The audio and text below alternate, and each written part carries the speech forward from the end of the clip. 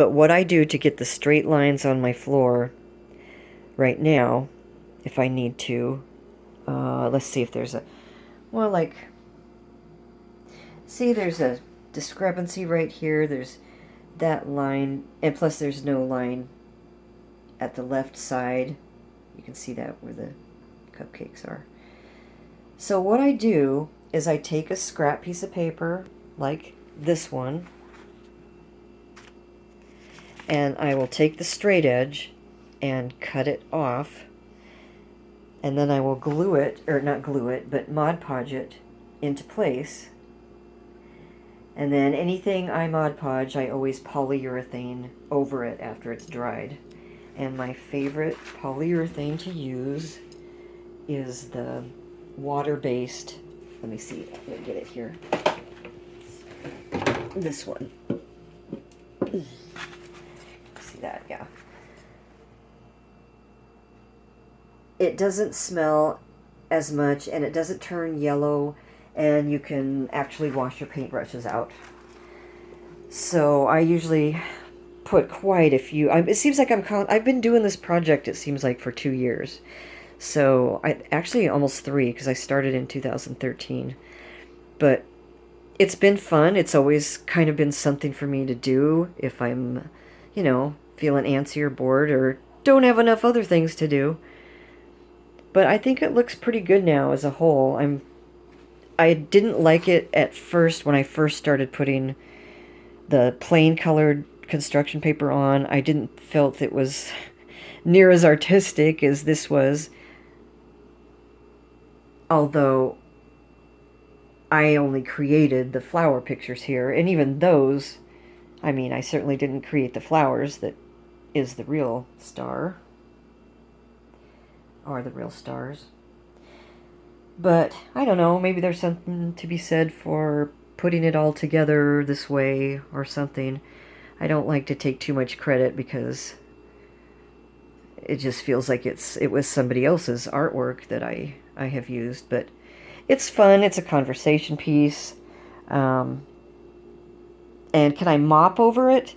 I've never tried to mop over it. I do a lot of spot cleaning.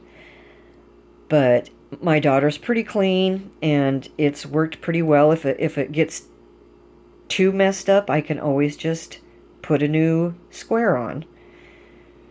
And what I'm doing over here right now, in fact, I'm replacing a square. I can't get too close. My phone is charging, but that picture right there is, I just put that on. It's a 2-part picture. The second half is going to go in the square above it. The reason I'm redoing it is because I have this really cool picture of a full moon right here. And as much as I like that fractal picture, it competes too much with the moon picture. And I didn't like that. I wanted the moon picture to stand out on its own. So I'm putting that picture over there, and the second half of it has a pinkish tone that will go in perfectly to the ice cream. So I thought that would look nice there. So that's basically how I do the floor. And after, like I said, after it dries, I will put many coats of polyurethane on when I have time. But when I need to really clean, I just get down on my hands and knees and use a rag and spot clean. Oh, that's the one square I did this way. I actually got 4 leaves out of my front yard and put them in that square. It was kind of hard to do because the leaves were kind of curled.